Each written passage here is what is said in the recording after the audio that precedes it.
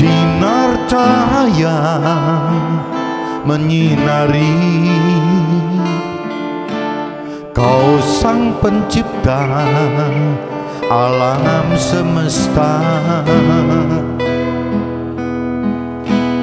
Semua yang ada di dunia, semua miliknya dan kuasanya. Ada gelap dan ada terang, ada duka, ada bahagia. Bersabarlah, bersyukurlah atas nikmatnya.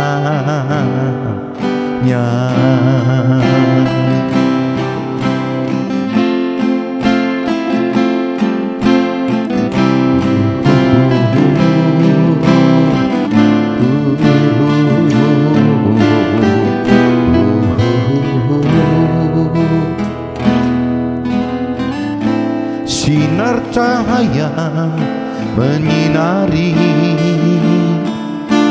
Kau sang pencipta alam semesta. Semua yang ada di dunia, semua miliknya dan kuasanya. Ada gelap dan ada terang, ada duka, ada bahagia. Bersabarlah, bersyukurlah atas nikmatnya.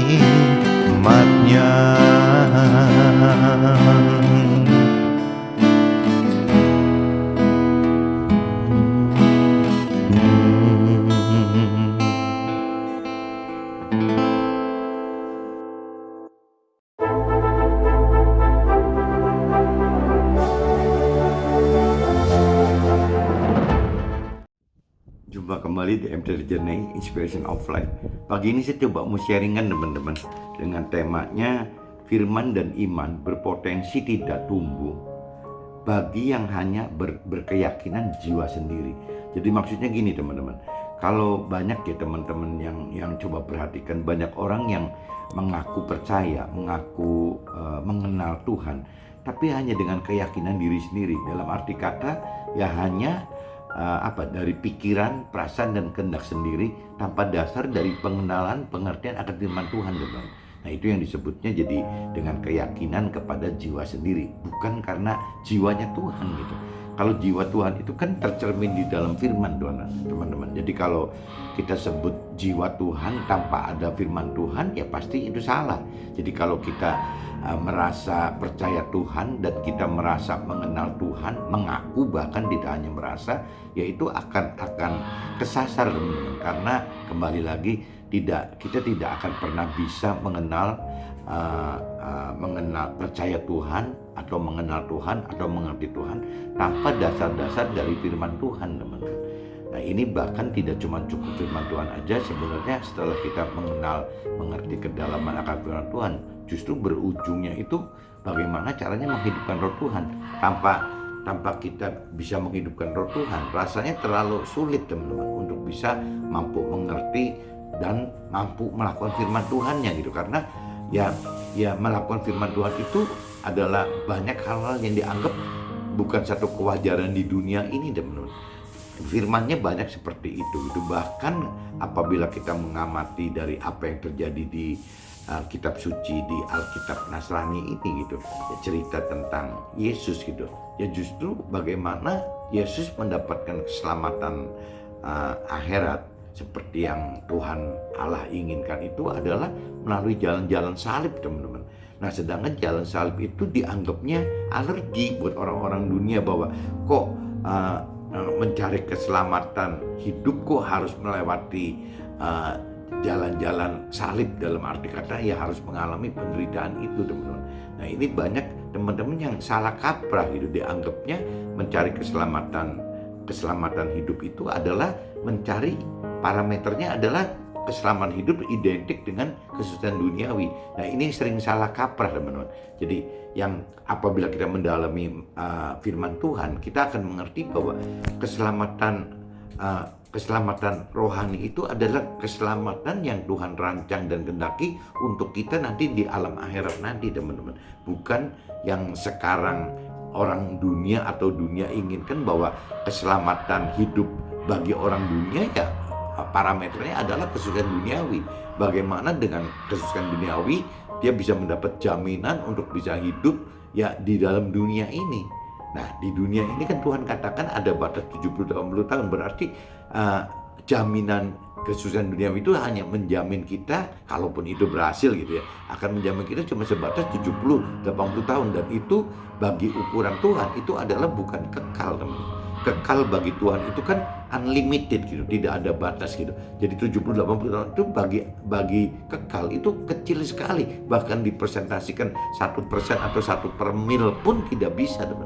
Terlalu kecil gitu imbangan antara 70-80 tahun dengan kekal yang Tuhan maksud. Nah, yang Tuhan inginkan itu kita ini masuk ke dalam keselamatan yang kekal ini, teman-teman, bukan tertinggal di kesusahan duniawi, atau mungkin orang dunia bilang keselamatan duniawi gitu. Keselamatan dunia itu beda sekali. Nah, ini potensi untuk mengenal firman dan iman kepada Tuhan dengan cara benar itu kecil sekali, teman-teman. Karena banyak orang yang selalu dengan keyakinan diri sendiri bahwa ya sudah, dianggapnya bahwa perintah peraturan itu seperti ini, ya ukurannya mungkin kebaikan gitu. Targetnya adalah kesusahan duniawi, ya targetnya cuma itu, teman. Nah, ini yang bikin kacau. Ya, jadi akhirnya banyak sekali orang-orang yang berkeyakinan diri itu malah tidak bisa bertemu Tuhan. Bahkan lebih mudah orang yang tidak atau belum mengenal Tuhan, lebih mudah untuk diberikan satu pemberitaan gitu, bahwa yang benar ikut Tuhan itu harus begini, lebih mudah, teman-teman, dibanding orang punya keyakinan, apalagi yang memang lahir dari keluarga yang sudah terima Tuhan ya, padahal tidak mengenal firman sama sekali, atau mungkin orang yang sudah dengan punya keyakinan saya cuma cukup misalnya beragama saja gitu, tanpa mau pelajarin perintah peraturan lebih lanjut lagi, yaitu orang-orang seperti ini yang justru akan akhirnya jadi bangkar semua, teman. Jadi bisa gagal gitu, jadi terbakar semua gitu. Nah, ini yang sebenarnya Tuhan sangat menyesal. Ini ceritanya nanti saya akan bawa juga di ceritaan Nabi Nuh gitu. Ya, itu Tuhan katakan di situ, Tuhan itu menyesal gitu. Kenapa kok banyak orang yang jadi akhirnya cuman berhenti sebatas di keyakinan diri sendiri tanpa masuk ke dalam pengenalan pengertian akan firman Tuhan gitu. Nah, ini yang salah kaprah. Ini saya coba masuk ke dalam kitab Lukas dulu, teman-teman. Kitab Lukas pasal 4 ayatnya 24 sampai 30. Nah, saya coba bacakan kitab Lukas, teman-teman. Coba teman-teman cari kitab Lukas pasal 4 ayatnya 24 sampai 30, teman-teman. Ayatnya 24 sampai 30. Dan saya bacakan. Kalau di perikopnya, teman-teman, dari ayat 16 dari ayat 6 ayat 1 sampai ayat di perikopnya di sini ayatnya harusnya 16 sampai 30, teman-teman, panjang sekali. Jadi saya coba potong aja, masuk ke ayat 24 aja mulainya, teman-teman, sampai ke ayat 30 gitu. Nah, dan katanya lagi, aku berkata kepadamu, sesungguhnya tidak ada nabi yang dihargai di tempat asalnya. Nah, ini Yesus katakan begitu, tidak ada nabi yang dihargai di tempat asalnya gitu. Dan aku berkata kepadamu, dan kataku ini benar, pada zaman Elia terdapat banyak perempuan janda di Israel ketika langit tertutup selama 3 tahun 6 bulan gitu, dan ketika bahaya kelaparan yang hebat menimpa seluruh negeri itu gitu. Tetapi Elia diutus bukan kepada salah seorang dari mereka, melainkan kepada seorang perempuan janda di Sarfat di tanah Sidon. Nah, ini kan orang banyak banyak orang, tapi malah malah firman Tuhan katakan Elia diutus hanya kepada janda Sarfat aja di Sidon gitu. Nah, tetapi Elia diutus bukan kepada seseorang dari mereka, melainkan pada seorang perempuan janda di Sarfat di tanah Sidon gitu. Dan pada zaman Nabi Elisa banyak orang kusta di Israel, tidak ada seorang pun dari mereka ditahirkan selain daripada Naaman orang Syria itu gitu. Nah, ini kan jadi kacau teman. Jadi pada zaman Nabi Elisa banyak orang kusta katanya di Israel, dan tidak ada seorang pun dari mereka yang ditahirkan gitu. Malah Naaman perwira itu kan yang malah ditahirkan, disembuhkan gitu. Padahal orang itu dari Syria gitu, yang belum dan tidak mengenal Tuhan, tidak mengenal atau belum mengenal Tuhan, tidak mengenal Tuhan bahkan. Mendengar itu sangat marahlah semua orang yang di rumah ibadat itu. Jadi Yesus waktu mengatakan begitu, banyak orang yang berkeyakinan balik lagi ya, percaya Tuhan, mengenal Tuhan, tapi dengan cara yang salah karena tidak basicnya dari firman Tuhan yang dihidupkan bersama Roh Tuhan gitu. Akhirnya malah marah gitu, malah marah-marah, bahkan itu kan di rumah ibadat, itu berarti kan imam-imam gitu, orang-orang yang sudah mengaku percaya dan mengenal Tuhan, seharusnya kan seperti itu gitu. Malah marah-marah, mereka bangun lalu menghalau Yesus keluar kota dan membawa dia ke tebing gunung tempat kota itu terletak untuk melemparkan dia dari tebing itu, bahkan mau dibunuh Yesusnya gitu. Tetapi ia berjalan lewat dari tengah-tengah mereka lalu pergi. Yesusnya berjalan di antara mereka lalu pergi itu. Nah, ini di kitab Lukas, saya udah bacakan kitab Lukas pasal 4 ayatnya 24-30 teman-teman. Nah, ini nyambung yang tadi saya cerita Nabi Nuh gitu. Coba kita cari di Kejadian teman-teman, di kitab Kejadian perjanjian lama teman-teman. Kitab Kejadian ayat pasal 6 teman-teman. Coba teman-teman cari pasal 6. Nah, ini saya agak panjang bacanya, 1 ayat 1 sampai 18 teman-teman. Saya baca secara cepat aja gitu. Kejahatan manusia judulnya di perikopnya. Ketika manusia mulai bertambah banyak jumlahnya di muka bumi, dan bagi mereka lahir anak-anak perempuan, maka anak-anak Allah melihat bahwa anak-anak perempuan manusia itu cantik-cantik, lalu mereka mengambil istri dari antara perempuan itu siapa saja yang disukai mereka. Jadi seenaknya aja gitu. Jadi di sini kan diperjelaskan dari antara perempuan-perempuan itu siapa saja disukai mereka, jadi seenaknya mereka gitu.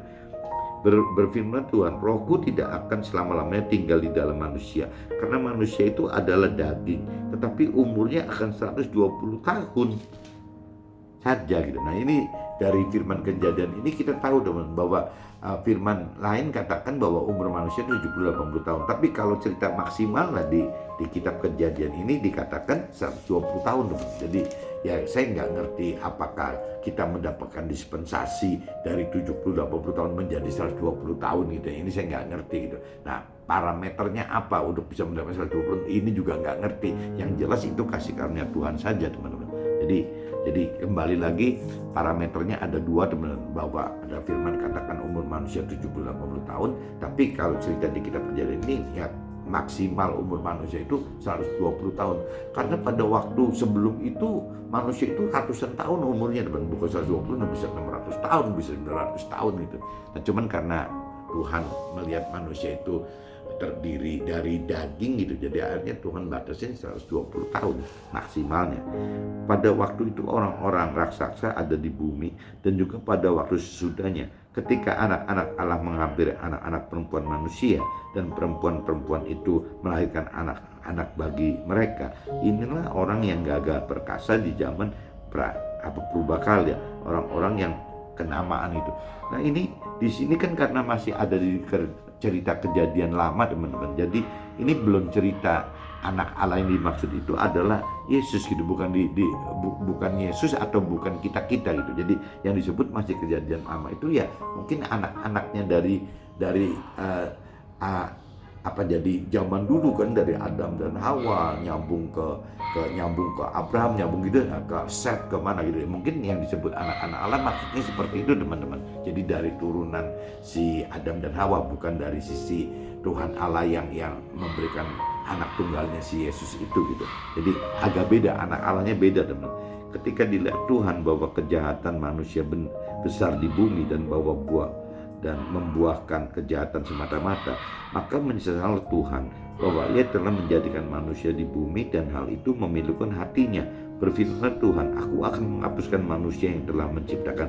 Nah ini teman-teman coba simak ya, bahwa di ayat 6 ini Tuhan itu bisa menyesal teman-teman.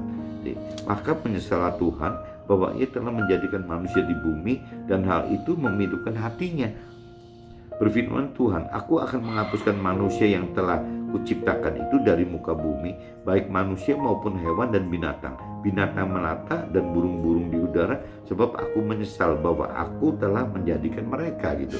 Tetapi Nuh mendapat kasih karunia di mata Tuhan. Jadi Tuhan menyesal, tapi bagi Nuh malah Tuhan berikan kasih karunia dari Tuhan gitu.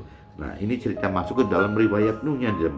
Riwayat Nuh inilah riwayat Nuh. Nuh adalah seorang yang benar dan tidak bercela di antara orang-orang sejamannya gitu.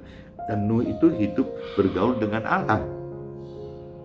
Nuh memperanakan 3 orang laki-laki, Sem, Ham, dan Yafet gitu. Adapun bumi ini telah rusak di hadapan Allah dan penuh dengan kekerasan.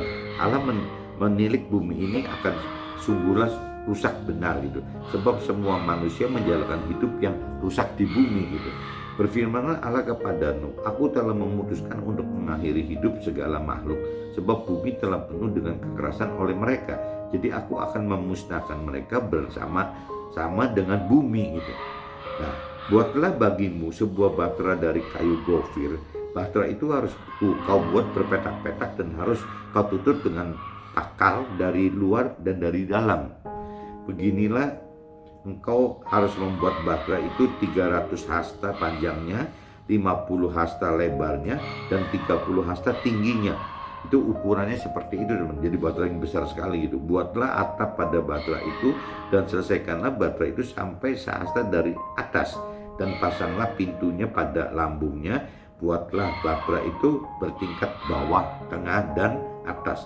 Sebab sesungguhnya aku akan mendatangkan air bah meliputi bumi untuk memusnahkan segala yang hidup dan bernyawa di kolong langit gitu. Nah ini saya baca sampai ke ayat 18 teman-teman ya. Di kolong langit segala yang ada di bumi akan mati binasa. Tetapi dengan engkau aku akan mengadakan perjanjianku, dan engkau akan masuk ke dalam bahtera itu, engkau bersama-sama dengan anak-anakmu dan istrimu dan istri anak-anakmu gitu. Jadi yang diselamatkan Tuhan itu hanya keluarganya Nabi Nuh aja, Nabi Nuh, istrinya dan anak-anaknya ya, anak dan mantunya aja gitu. Yang lain enggak terselamatkan itu. Jadi yang mendapat kasih karunia dari Tuhan cuman keluarganya Nuh aja. Nah ini saya sudah bacakan teman-teman di kitab Lukas pasal 4 ayat 24, 30 dan kitab Kejadian pasal 6 ayat 1 sampai 18 teman. Nah ini saya coba mulai masuk ke dalam sharing pribadi saya teman-teman. Coba saya ambil draftnya bentar. Ini di draftnya teman-teman, tadi saya udah sebutkan bahwa temanya firman dan iman berpotensi tidak tumbuh bagi yang hanya berkeyakinan akan jiwa sendiri saja, akan pikiran perasaan kehendak sendiri tanpa dasar dari firman Tuhan, tanpa dasar menghidupkan roh Tuhan. Ini akhirnya tidak tumbuh, malah stuck gitu ya. Nah ini draft saya catat gitu, akan lebih mudah memberitakan firman Tuhan dan tumbuhkan iman kepada orang yang tidak atau belum mengenal Tuhan itu, daripada kepada orang yang mengaku percaya Tuhan dan mengenal Tuhan dengan cara yang salah gitu. Nah hal ini jelas ada dalam kitab Lukas yang 4 pasal 4 ayat 24 khususnya teman-teman. Di situ dikatakan sesungguhnya tidak ada nabi yang dihargai di tempat asalnya. Itu cerita firman Tuhan katakan begitu gitu. Jadi memang firman Tuhan itu sulit sekali untuk dapat nabi atau firman Tuhan itu sulit sekali dari sejak awal gitu untuk dapat dipercaya menjadi pegangan, ya dapat dipelajari untuk dikenal, dimengerti, itu susah sekali dari awalnya udah begitu. Bahkan sampai saat ini pun begitu gitu. Yang saya rasakan, saya nggak ngerti loh kalau kita bicara firman Tuhan, orang malah kadang-kadang mencemooh kita gitu, malah menyingkirkan kita gitu, karena dianggapnya aneh ya, bahwa orang yang bicara firman Tuhan itu adalah satu hal yang tidak wajar gitu bagi orang dunia dan juga bagi orang yang punya keyakinan. Jadi memang ya itu konsekuensi dari dulu ikut Tuhan seperti itu gitu. Jadi kenapa ikut Tuhan selalu begitu? Karena parameter yang tadi, bahwa Tuhan itu adalah mentargetkan manusia itu mendapatkan keselamatan akhirat yang kekal gitu, yang tidak ada balas waktu. Sedangkan pengertian keselamatan manusia itu bukan keselamatan yang kekal, tapi keselamatan selama hidup di dunia ini gitu. Nah, kalau keselamatan di dunia ini ya targetnya berarti pasti kesusahan duniawi. Bagaimana mencapai kesusahan duniawi untuk seolah-olah demi keselamatan di dunia ini. Nah, kalau cerita keselamatan akhirat, teman-teman, kesusahan duniawi itu, hal-hal duniawi ini tidak bisa dibawa ke dalam akhirat, teman. Jadi beda sekali gitu. Nah, ini pengertian seperti ini yang susah sekali dijelaskan kepada orang-orang yang punya keyakinan kepada diri sendiri akan kepercayaan terhadap Tuhan dan akan pengenalannya kepada Tuhan gitu. Nah, ini yang judulnya hari ini kita katakan seperti itu gitu.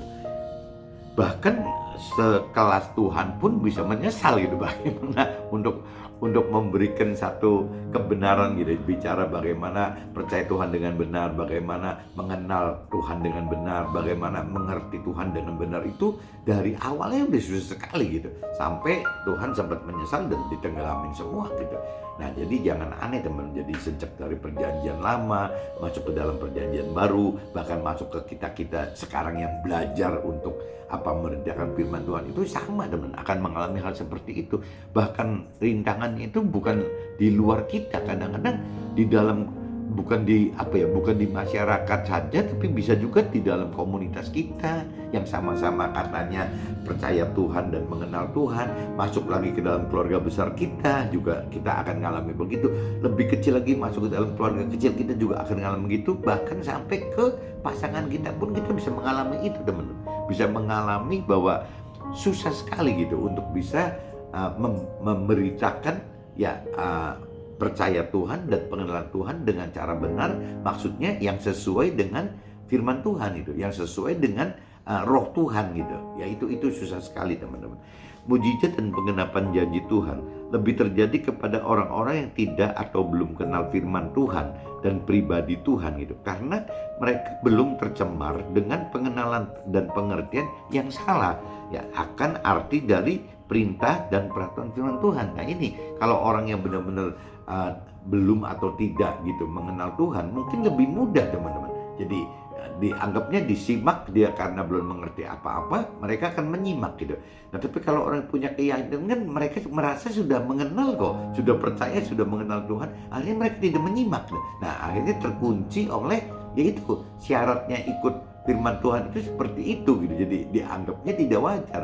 Nah, akhirnya si orang-orang punya keyakinan ini yang selalu akan menentang orang-orang seperti ini. Zamannya Yesus pun sama, teman-teman. Orang yang menentang Yesus itu adalah orang yang mengerti hukum Taurat gitu, benar-benar mengerti, benar-benar menguasai gitu, dan benar-benar melakukan hukum Taurat gitu. Jadi nah, sedangkan Yesus kan bukan seperti itu. Yesus kan pengennya kan bagaimana melakukan firman Tuhan dengan menghidupkan roh Tuhan gitu. Bukan sekaku seperti ahli Taurat. Nah, ini yang ahli Taurat nggak senang karena dia dengan keyakinan dia sendiri bahwa dia percaya Tuhan dan mengenal Tuhan dengan cara seperti itu gitu. Nah, ini akhirnya terjadi perbedaan antara ahli Taurat, kaum Farisi, dan si Yesus maupun murid-muridnya atau pengikut Yesusnya. Ini yang selalu jadi ribut, teman-teman. Nah, kita jangan sampai orang yang punya keyakinan itu jangan-jangan tidak beda dengan ahli Taurat atau kaum Farisi. Ini yang dikhawatirkan itu, teman-teman. Jadi kalau ahli Taurat dan kaum Farisi masih mending loh, masih pegang firman gitu ya, meskipun tidak menghidupkan roh Tuhan. Tapi kalau orang yang punya keyakinan tidak punya dasar sama sekali kok, tidak ada pegangan firman sama sekali gitu. Jadi akhirnya pikiran, perasaan sendiri, kehendak sendiri saja gitu.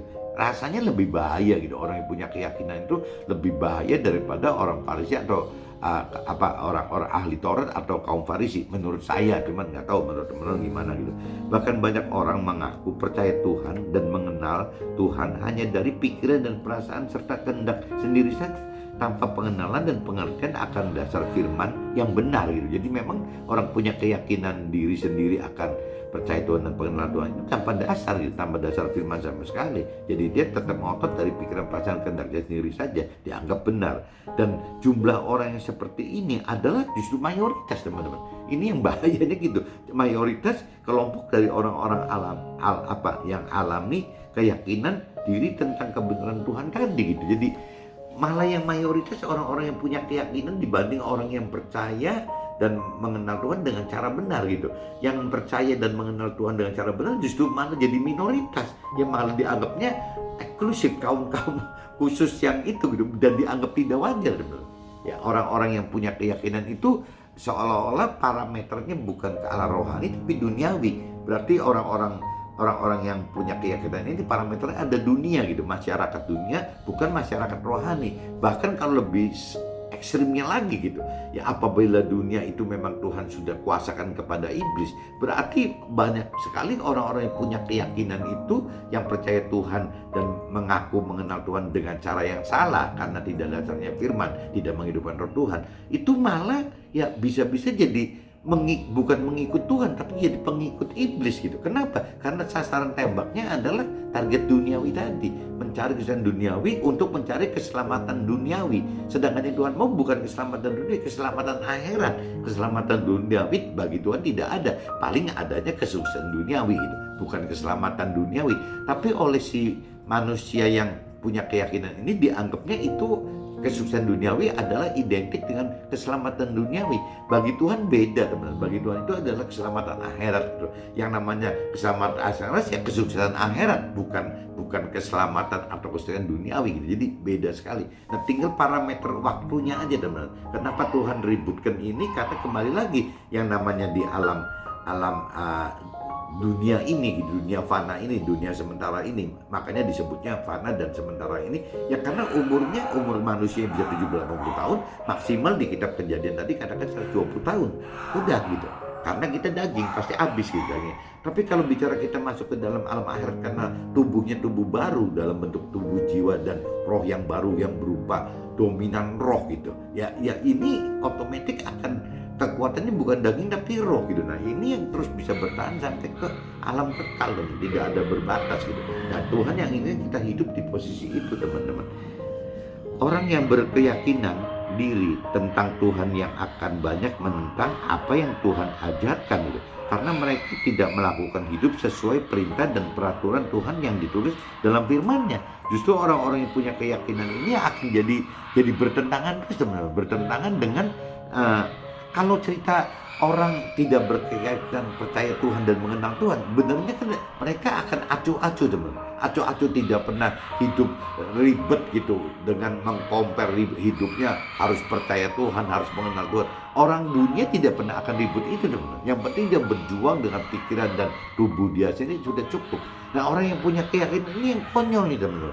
Jadi bagaimana dari satu sisi dia menganggap dia percaya Tuhan dan mengenal Tuhan, tapi dari sisi lain tingkah lakunya tidak beda dengan orang dunia, teman-teman.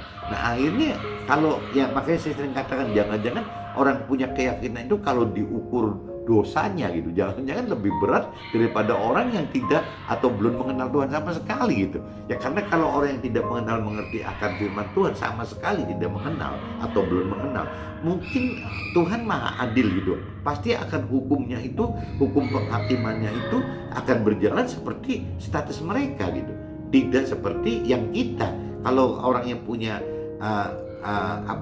keyakinan bahwa percaya Tuhan dan mengenal Tuhan itu ya berarti kan hukumnya, penghakimannya kan dasarnya dari firman Tuhan gitu. Ya kalau mereka tidak melakukan firman Tuhan, ya berarti mereka akan dihukum sebagai bukan pelaku firman. Ya itu sanksinya kan masuk neraka, teman-teman.